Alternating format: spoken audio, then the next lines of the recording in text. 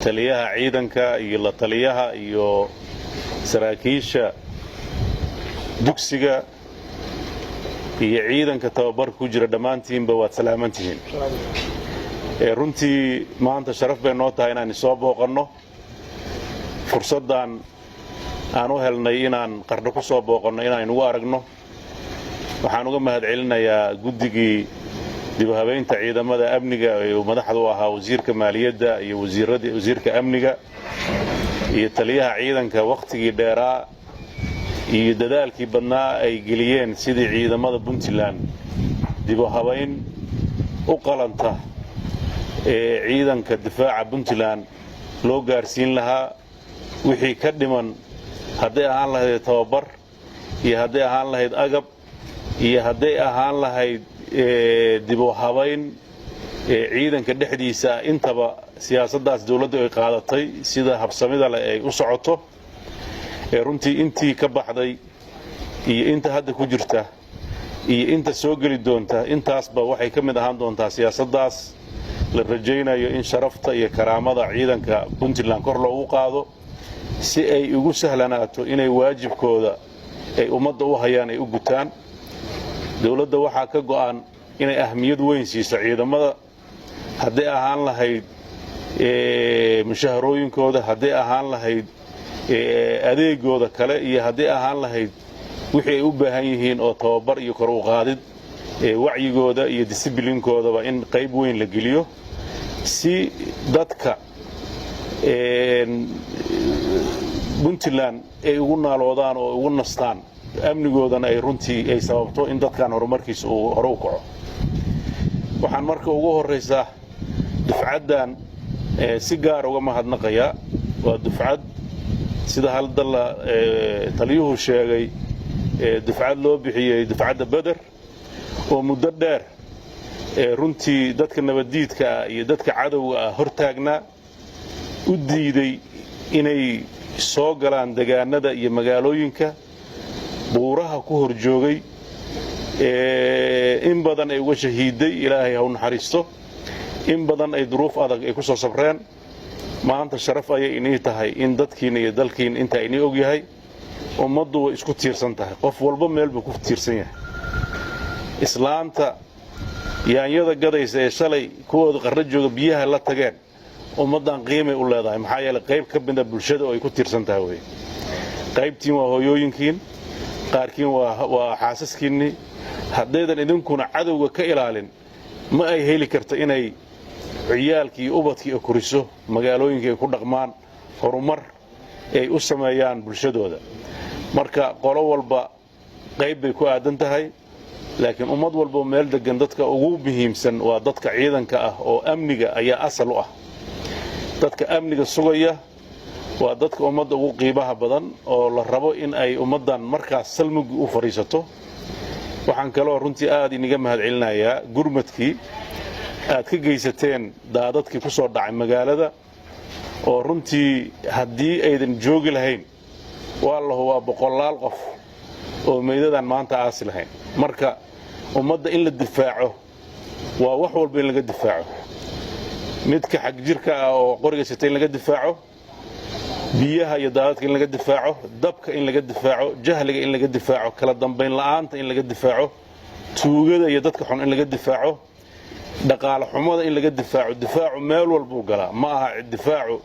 nin qori wata oo la difaaco kaliya. marka sidii ciidan lagu yaqaanay oo runtii ciidanku marka xaalad kasta jirtay ay u taagnaadaan ayaa maanta ku sifowdeen sharafteeda leedihiin. waxaan rabaa maanta inaan halka cadeeyo inta halda ku jirta dugsiga oo tababarka ku jirta inta dugsiga tababarka ku jirta inaan kulligood min hal darajo la dalacsiyo.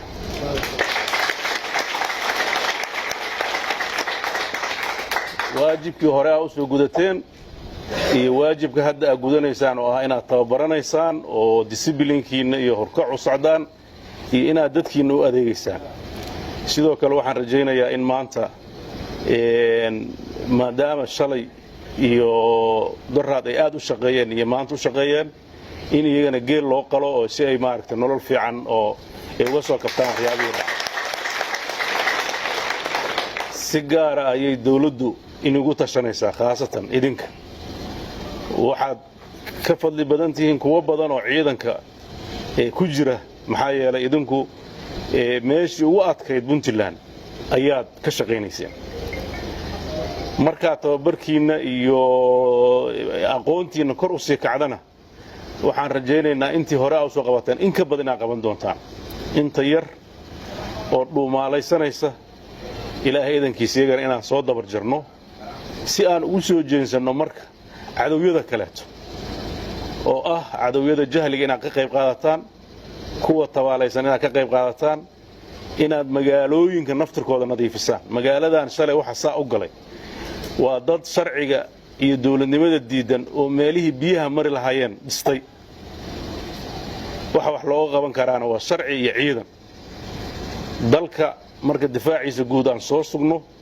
waxa la rabaa dadka gudahiisa ku caadaystay nidaam darrada iyagana in shaqo laga qabto marka inaad u diyaar garowdaan baan laga rabaa saasa nolosheena ku jiraysaa saasa nolosha adduunyada horumartay oo la sheegay ay ku jirtaa asaageen inaan ka harno asaaga ka harso la isku habaari jirin asaageen inaan ka harno waxa weeye waa karti xumadeena waa inaan ummadaheena aan tiigsanaa waa inaan sida adduunka looga nool yahay uga noolaanaa waa aan ciidankeenu ee sharciga iyo kala dambeynta gacanta ku qabtaan waa in bulshada aan marnaa in qofna uusan xadkiisa ka gudbi karin oo uu ku dhex noolaado nidaamka sharciga ah ee dalkaasi leeyahay markaasaa dalka horumar iyo nolol degan iyo nolol u qalanta dadkan ay heli karaan barwaaqadii baa nahareer taalla maalin walba nimcadii baa sidaas isugu bedeshay inay noqoto aafo biyihii iska durduraayay badahay gelayaan guryihii bay burburinayaan meeshii xoolaha lagu dhaqan lahaa oo beeraha loogala soo bixi lahaa oo dadkan baraare ay ku gaari lahaayeen marka hawl badan baa ina sugaysa waxaad ogtihiin ciidamadii dalka uu lahaan jiray markii abaarihii dhaceen hadda inta soo gaartay inta halka fadhida ana intay tahay ma garanayo kulay dhar isku eg baa gashateen oo qaar odayaal waa inagu jiraan dhalinyaraas u wadeegtiin hadda 24 markii abaartu dhacday dadkii u soo gurmaday oo dadka raray oo dadka miyiga ugu tagay ciidamadii bay ahaayeen markay daacunada dhacaan dadka ciidamadii ahaayeen markay fatahaadu dhacdo